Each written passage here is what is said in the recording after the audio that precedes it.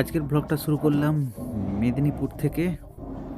মেদিনীপুর থেকে জাস্ট একটু ছাড়িয়ে এসে ডান দিকে একটা দোকানে টিফিন করলাম।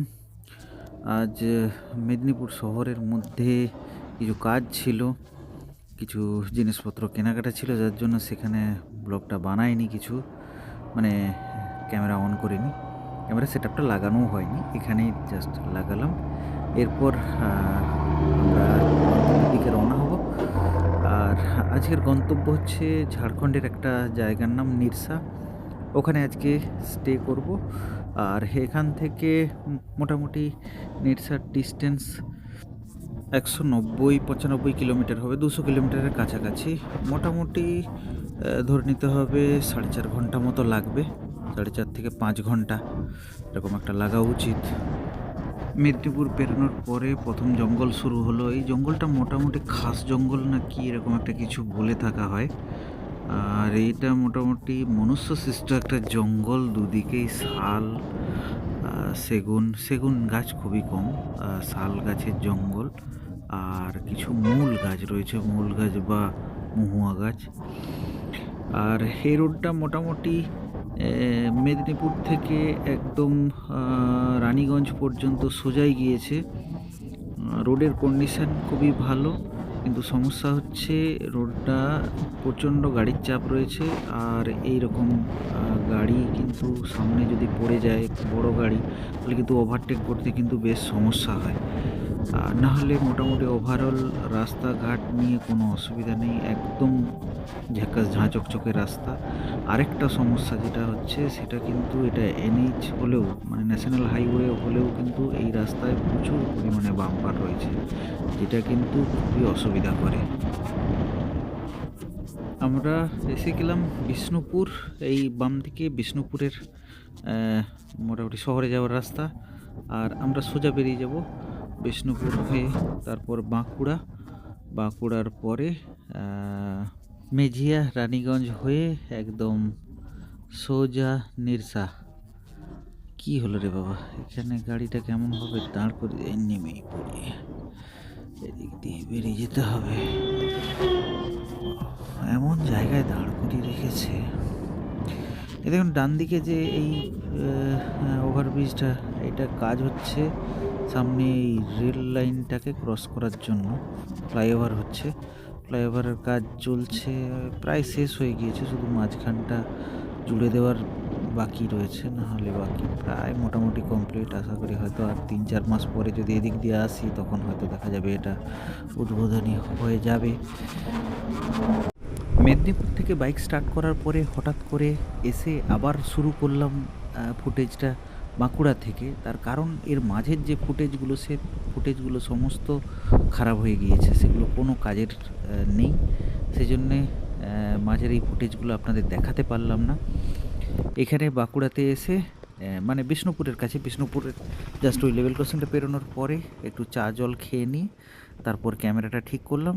ক্যামেরাটা ঠিক করার পরে এবার এখান থেকে আবার ভালো ফুটেজগুলো আপনাদের দিতে পারবো।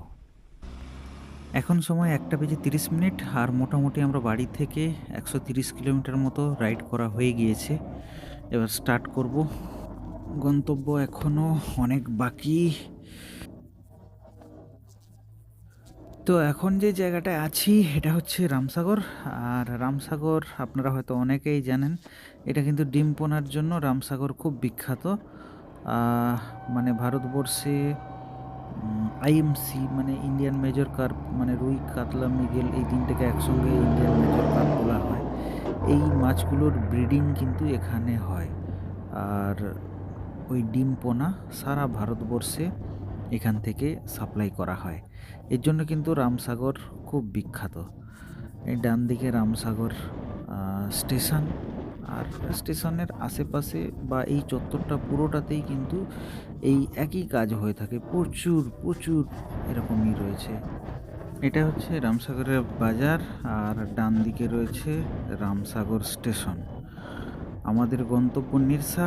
আমরা এখান থেকে এখন যাব বাঁকুড়া থেকে মাঝদিহা, তারপর রানীগঞ্জ থেকে সোজা একদম নিরসা।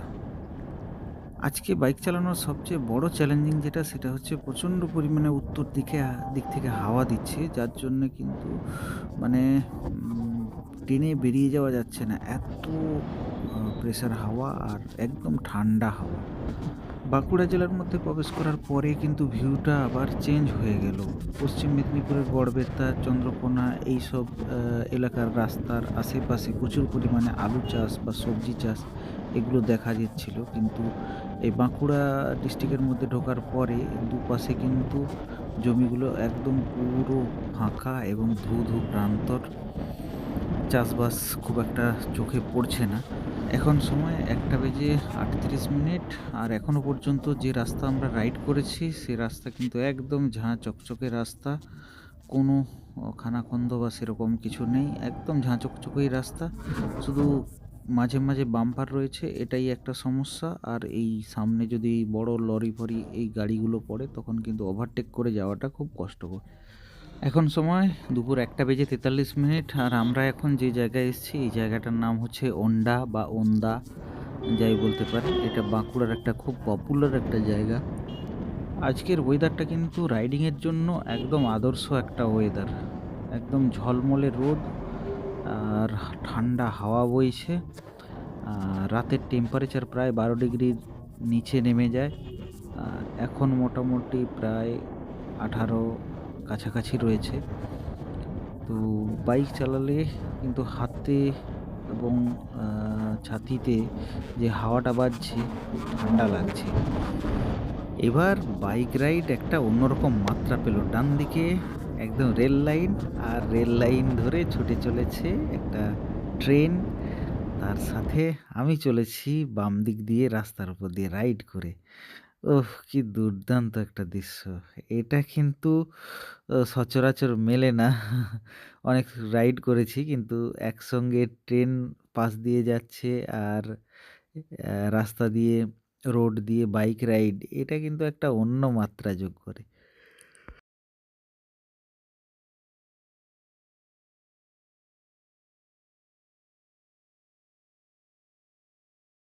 আমরা এখন প্রায় বাঁকুড়ার কাছাকাছি এসে গিয়েছি।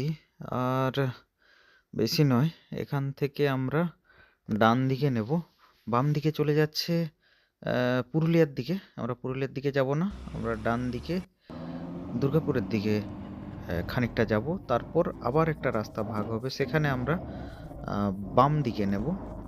এসে গিয়েছি, আমরা বাঁকুড়ার ভেতরে ঢুকবো না, আমরা এখান থেকে এই দেখুন বাম দিকে হচ্ছে পুরুলিয়া, লেফট এই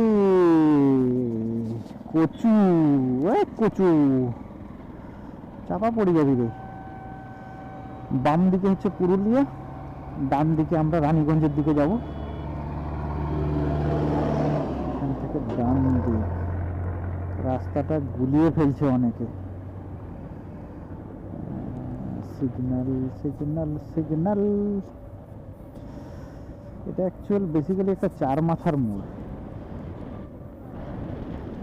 বাম দিকে বাঁকুড়া শহরটা, আমরা শহরের দিকে যাব না।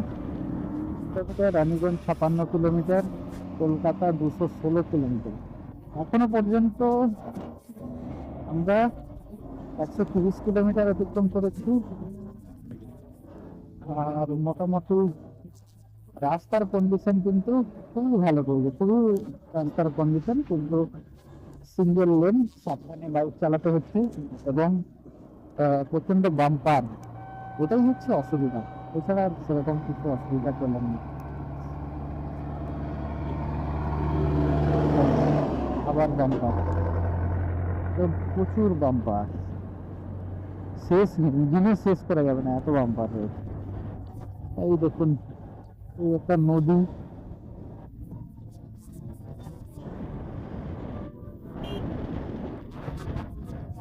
এখন নদী ক্রস করছি। প্রচুর বালি, প্রচুর বালি।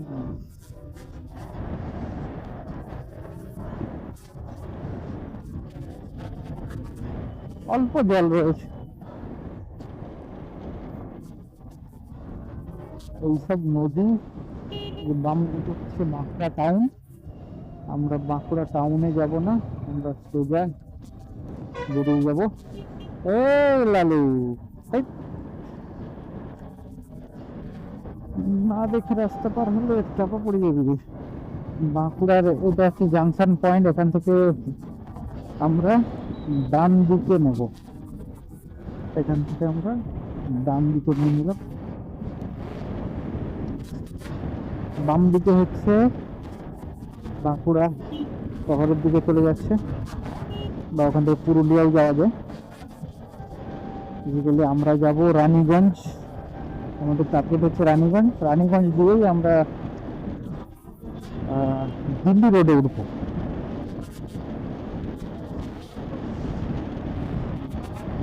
এখনো প্রায় 52-53 কিলোমিটার ক্রস করছি।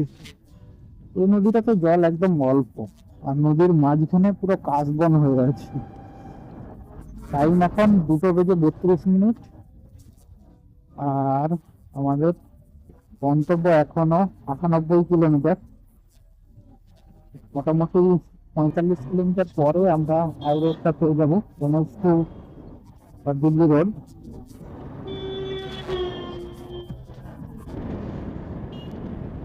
এইবার আবার একটা জাংশন পয়েন্ট, এই পয়েন্ট থেকে সোজা যাব না, আমরা নেব বাম দিক। এই জায়গাটার নামটা আমি ঠিক বলতে পারছি না, আমি ঠিক এই জাংশন পয়েন্ট থেকে সোজা একটা রাস্তা যাচ্ছে, ওটা না গিয়ে আমরা বাম দিকে চলে এলাম। আচ্ছা, ডান দিকে সোজা যে রাস্তা যাচ্ছে ওটা যাচ্ছে দুর্গাপুর। আমরা দুর্গাপুরের দিকে না গিয়ে আমরা এদিকে রানীগঞ্জের দিকে ঘুরে গেলাম। করলাম দুর্দান্ত ভিউ দেখুন, দুদিকে জঙ্গল, এগুলো ইউক্যালিপটাস আর সোনাঝুরি গাছের জঙ্গল। দারুণ দারুণ, খুব সুন্দর। তো রাস্তা উঁচু নিচু, আর ওইখানে যে মোড় গুলো নিয়েছে ও খুব দুর্দান্ত। দেখুন আবার একটা মোড়, ও হো হো হো, দুর্দান্ত দারুণ রাস্তার শুধু ভিউটা দেখুন। অ্যাকচুয়ালি এরকম রাস্তা পেলে না, মাঝে মাঝে এরকম ভিউ পেলে মোটামুটি যে রাইডিং এর যে ক্লান্তিটা সেটা কিন্তু মুছে যাবে। এরকম ভিউ পেলে রাইডিং এ কোনো অসুবিধাই হবে না। রাস্তাও সেরকম একদম ঘাট চকচকে রাস্তা। ওখান থেকে গঙ্গাজল ঘাটি 14 কিলোমিটার।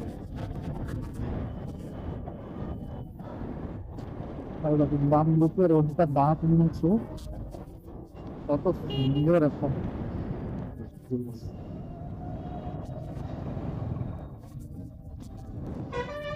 একবার বাম দিকে সাপের মতো এঁকে মেঁকে চলছি, আবার বাম দিকে, আবার ডান দিকে।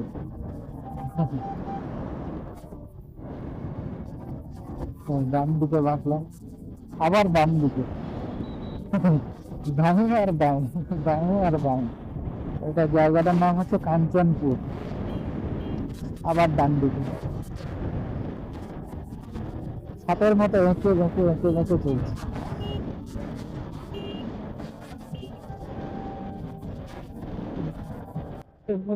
আর আমরা 152 কিলোমিটার অলরেডি এসে দিয়েছি। গঙ্গাজল ঘাটে এখান থেকে 5 কিলোমিটার। আর সামনে একটা ভিউ দেখুন, দুর্দান্ত। সামনে একটা ছোট্ট পাহাড় দেখা যাচ্ছে, আর পাহাড়ের উপরে বোধহয় কোনো একটা মন্দির রয়েছে।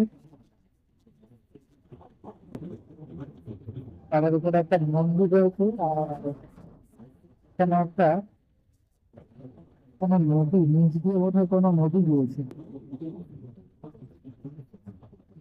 ছোটখাটো কোনো নদী বা ঘোড়া বলতে পারেন। ডান দিকে ওই পাহাড়ের উপরে মন্দিরটা দারুণ লাগছে, ওই দিক থেকে দেখতে কিন্তু দারুণ লাগছে। রাস্তা একদম দুর্দান্ত, একদম ঘা চকচকে রাস্তা, কোনো রাস্তা নিয়ে কোনো কমপ্লেন নেই। আমরা এখন যে জায়গাটা ক্রস করছি ওর নাম হচ্ছে অমর কানন। বাম দিকে অমর কানন গ্রামীণ হাসপাতাল রয়েছে, এখান থেকে বোধহয় বাস ফাসও চলে, আমার কানন থেকে তো বাস স্ট্যান্ডও আছে। এবার এখানে রয়েছে ভৈরবপুর। এখনো পর্যন্ত আমরা 154 কিলোমিটার এসেছি। রাস্তার কন্ডিশন খুব ভালো, খুবই ভালো। 2:55 আমরা এসে গিয়েছি গঙ্গাজল ঘাটি। জায়গাটার নাম হচ্ছে গঙ্গাজল ঘাটি। গঙ্গা তো এখান দিয়ে যায়নি, তো গঙ্গাজল ঘাটি নামটা কেন হয়েছে জানি না। তবে এটা কিন্তু বেশ একটা বড় এরিয়া। এখানে কিন্তু প্রচুর মাটির হাঁড়ি, এই এলাকাগুলো কিন্তু বিক্রি হচ্ছে। মাটির তৈরি জিনিস, বিভিন্ন রকম জিনিস, বাসনপত্র, থালা, হাঁড়ি। মাটির প্রচলনটা এদিকে রয়েছে এখনো পর্যন্ত। কলকাতার দিকে তো এসব উঠেই গিয়েছে, কুমোর পাড়া এখন আস্তে আস্তে উঠেই গিয়েছে। এখন শুধুমাত্র পুজোর জন্যই কিছু কিছু যে বাসনপত্র লাগে মাটির, সেইগুলোই হচ্ছে তৈরি হয়। এছাড়া আর কোনো মাটির বাসনপত্র বাড়িতে কেউ ব্যবহার করে বলে মনে হয় না। কালু লালু ঘাটি পেরোনোর পরে আবার একটা জঙ্গল, জঙ্গলের মধ্যে প্রবেশ করছি। বাহ, এই জঙ্গলটাও কিন্তু বেশ ভালোই ঘন রয়েছে। এই দেখুন, ও জঙ্গলের মধ্যে তো জঙ্গল মতো কিন্তু জঙ্গলটা অনেকটা দেখাচ্ছে, শালের জঙ্গল। এখানে স্পিড ব্রেকার রয়েছে জঙ্গলের মাঝে। এখান থেকে বাম, এটা ব্রিগলি রোড, বাম দিকে কোথায় যাচ্ছে কি জানি, বিহারীনাথ পাহাড়।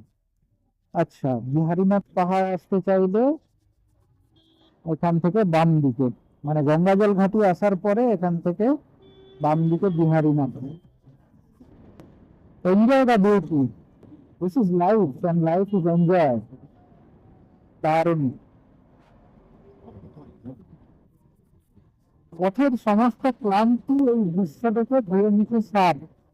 এখন শীতের সময়, তাই গাছের পাতার উপরে প্রচুর ধুলো বালি জমা পড়েছে, যার জন্য সবুজ যে ভাবটা সেটা কিন্তু নয়। এটা বর্ষাকালে হলে তো কোনো কথা হবে না বস।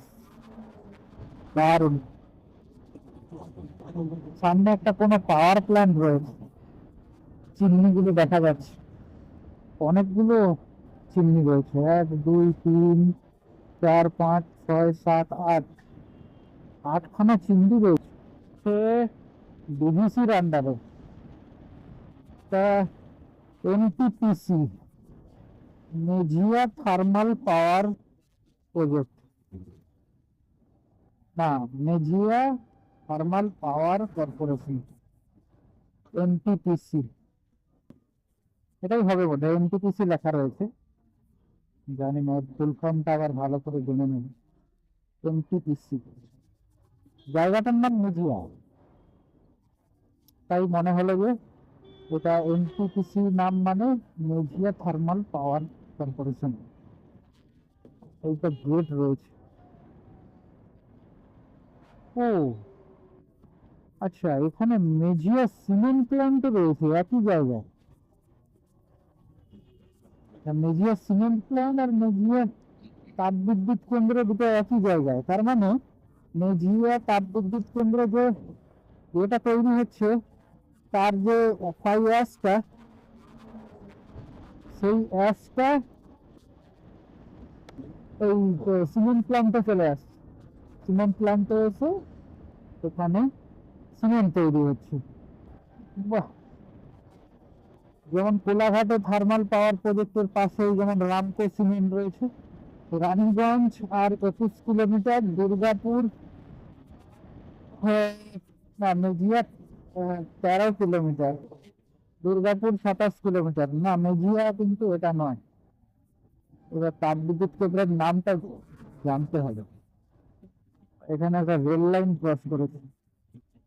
আমাদের রানীগঞ্জ হয়েছে সোজা, দুর্গাপুর 26 কিলোমিটার ডান দিকে, আমরা যাবো সোজা মেজিয়া, এখনো 12 কিলোমিটার। তাই দেখুন সামনে যে মোড়, এখান থেকে এটা ডান দিকে Damodar valley corporation Mejia thermal, না থার্মাল পাওয়ার প্রজেক্টের নামটা ঠিকই, এনটিপিসি মানে মেজিয়া থার্মাল পাওয়ার কর্পোরেশন। যেমন KTPP Kolaghat thermal power project, এটা এনটিপিসি। ডান দিকে চলে যাচ্ছে দুর্গাপুর, আমরা চলছি সোজা রানীগঞ্জের দিকে। এই তো মেজিয়া যাওয়ার জাস্ট একটু আগে এই প্রথম এই রাস্তায় টোল গেট পেলাম। মানে আগে টোল গেট পেয়েছি, কিন্তু সেগুলো কিন্তু টোল নয়, মানে চালু নেই কোনোটা। চালু টোল গুলো একটাই পেলাম এই প্রথম মেজিয়াতে। ওখানে তাই এসে গিয়েছি মেজিয়া। আর মেজিয়া থেকে রানীগঞ্জ মোটামুটি 9 কিলোমিটার মতো। এইটা হচ্ছে মেজিয়া। কোথায় মেজিয়া আর পাওয়ার প্ল্যান্টটা কোথায়, অথচ নাম দিয়ে রেখেছে মেজিয়া, মেজিয়া থানা। এটা দেখাচ্ছে NH60, NH60, ন্যাশনাল হাইওয়ে 60। এখান থেকে আমরা যাব সোজা। এইবার মনে হচ্ছে জ্যাম পাবো। মেঝিয়াতে এসে প্রথম জ্যাম পেলাম, না এক জায়গায় পেয়েছিলাম, সেটা হচ্ছে শালবনী। শালবনীতে একটু জ্যাম পেয়েছিলাম। এটাকে জ্যাম ঠিক বলে না, মোটামুটি স্লো ট্রাফিক আছে।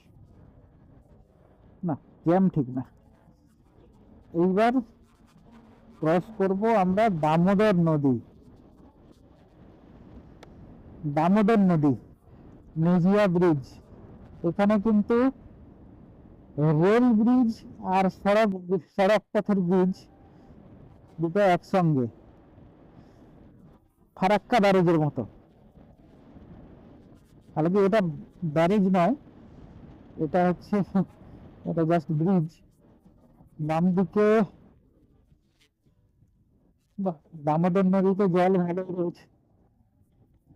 এটা দামোদর নদী, বাহ ভিউ, দুর্দান্ত ভিউ, দারুণ দারুণ।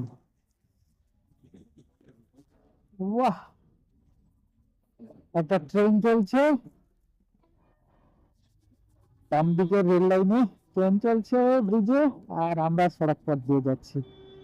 রেলপথ সড়ক পথ একসাথে, ফারাক্কা ব্রিজের মজা এখানে পেয়ে যাচ্ছে। কিন্তু ফারাক্কা ব্রিজের যে জ্যাম, সেই জ্যাম কিন্তু এখানে নেই। ফারাক্কা ব্রিজের কিন্তু আলাদা একটা ঐতিহ্য রয়েছে, যে ঐতিহ্যটা হচ্ছে জ্যাম।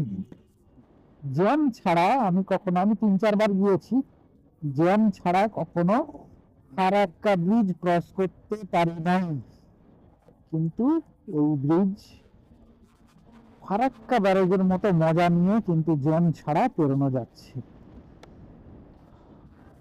অনেকখানি চওড়া, ফারাক্কার মতো অতটা না হলেও তাও বেশ অনেকখানি চওড়া রয়েছে। গন্তব্য এখনো 54 কিলোমিটার। গুগল বাবা বলছে 1 ঘন্টা 11 মিনিট লাগবে এখনো। সামনের এই জ্যাম আমাদের পরিচয় করে দিয়েছে যে আমরা রানীগঞ্জে এসে গিয়েছি। আর এখানে এসেই প্রথম এরকম ফালতু বাজে রাস্তার দেখা পেলাম। তো বাজে রাস্তা, আর দেখুন কি অবস্থা, বড় বড় গাড়ি, ওরে বাপ রে বাপ।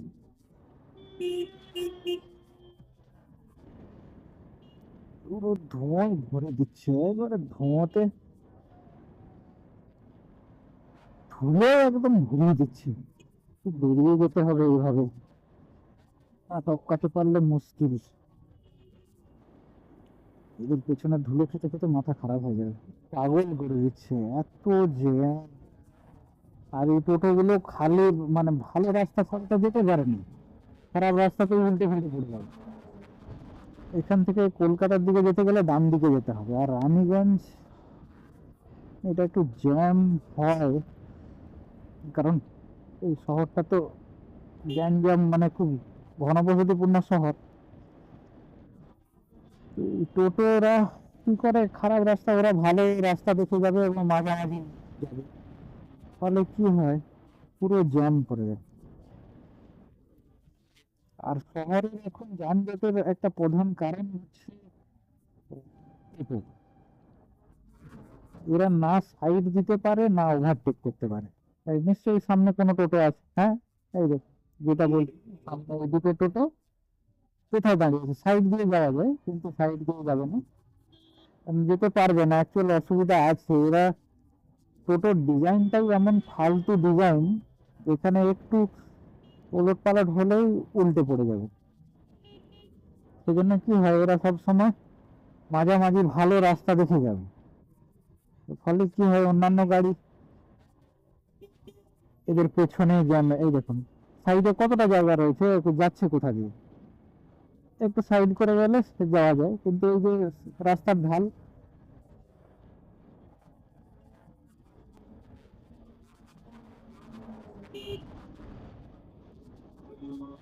উফ, বাপরে বাপ, টোটো আর টোটো।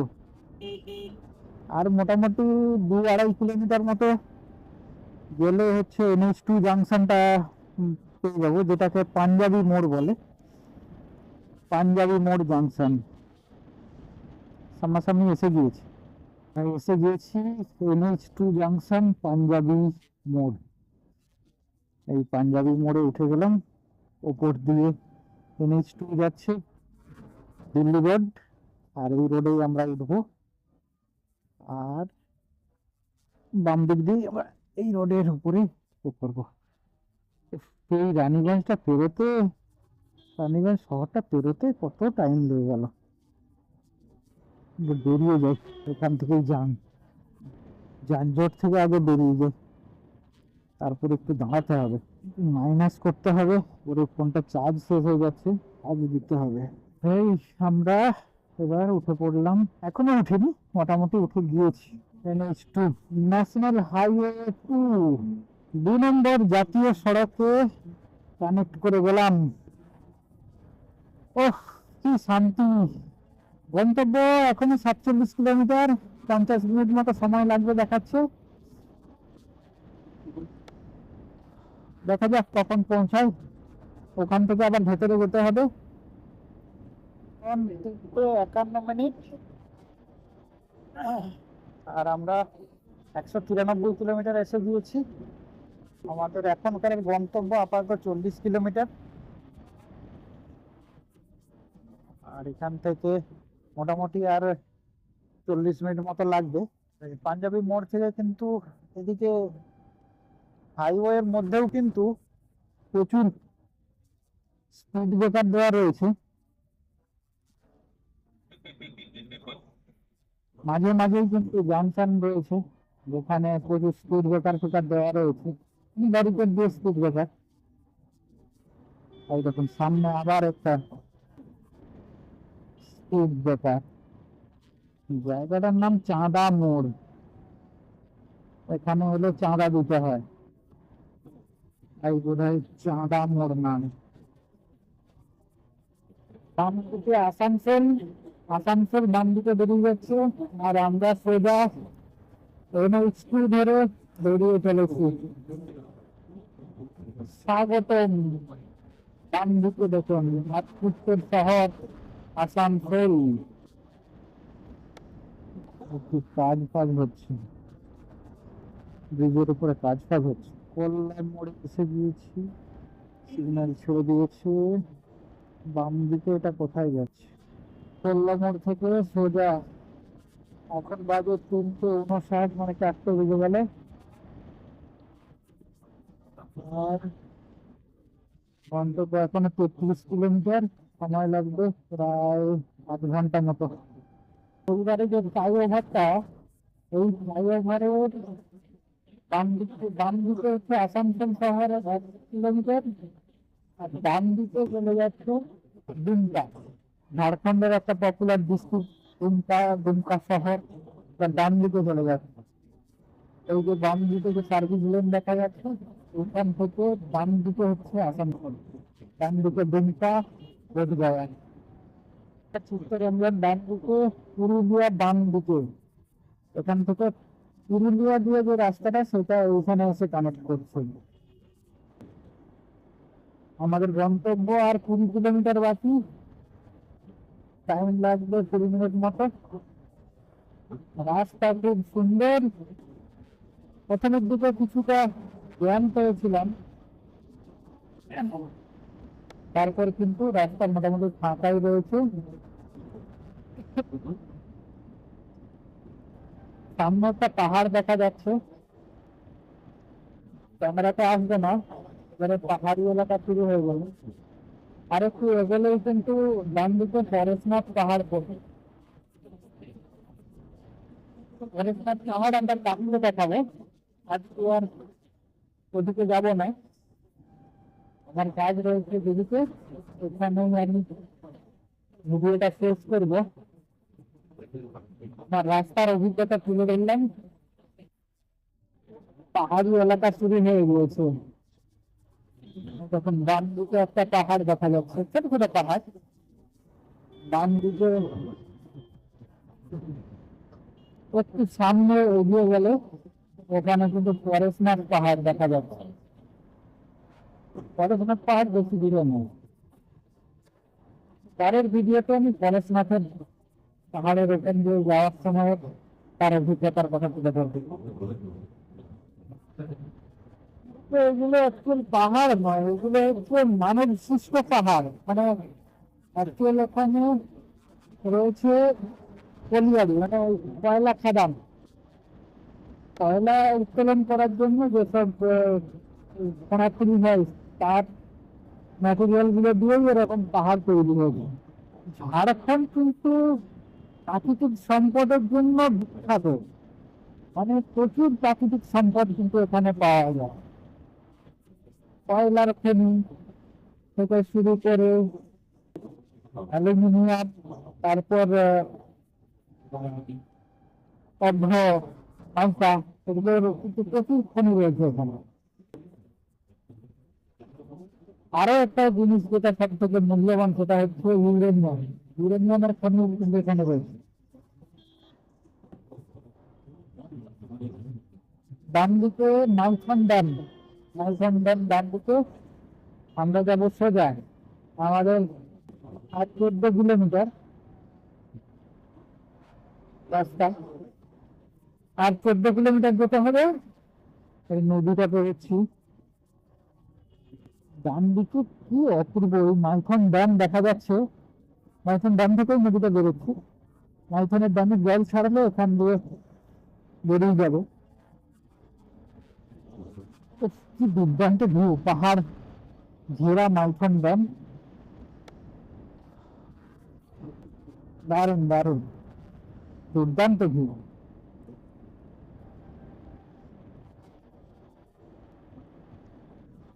আমরা এখনো পর্যন্ত 222 কিলোমিটার এসেছি। এখন বাজে 4:17। আমরা মোটামুটি 4:30টার দিকে পৌঁছে যাবো। আজকে আমরা যে টোটাল রাস্তা, তার মধ্যে এটা আমাদের সেকেন্ড টোল গেট। NH2 এর উপরে প্রথম toll gate. Second toll gate বলতে টোল গেট অনেকগুলো পেরিয়েছি, কিন্তু সব বন্ধ টোল গেট, মানে জীবিত টোল গেট দুটো, দ্বিতীয় জীবিত টোল গেট। আমি জানি ক্যামেরাতে ডাইনামিক রেঞ্জ খুব একটা ভালো আসছে না, কালো কালো দেখাবে, কারণ একদম সামনে হচ্ছে সূর্য। প্রায় এসে গিয়েছি আমার গন্তব্য, সামনেই জামতলা রোড ডান দিকে। এইখান থেকেই আমি ডান দিকে ঢুকে যাব আমার কাজের সাইডে। তো আমার মেদিনীপুর থেকে এখান পর্যন্ত যে অভিজ্ঞতা, সেটা আপনাদের সামনে তুলে ধরলাম। রাস্তাঘাট কেমন কেমন ভিউ, সবকিছু আমি তুলে ধরলাম। আর ভিডিওটা এখানেই শেষ করছি। পরের ভিডিওতে আবার এরকম একটা অভিজ্ঞতা নিয়ে আবার দেখা হবে আপনাদের। ততক্ষণ পর্যন্ত সবাই ভালো থাকুন, সুস্থ থাকুন। জয় হিন্দ, জয় ভারত।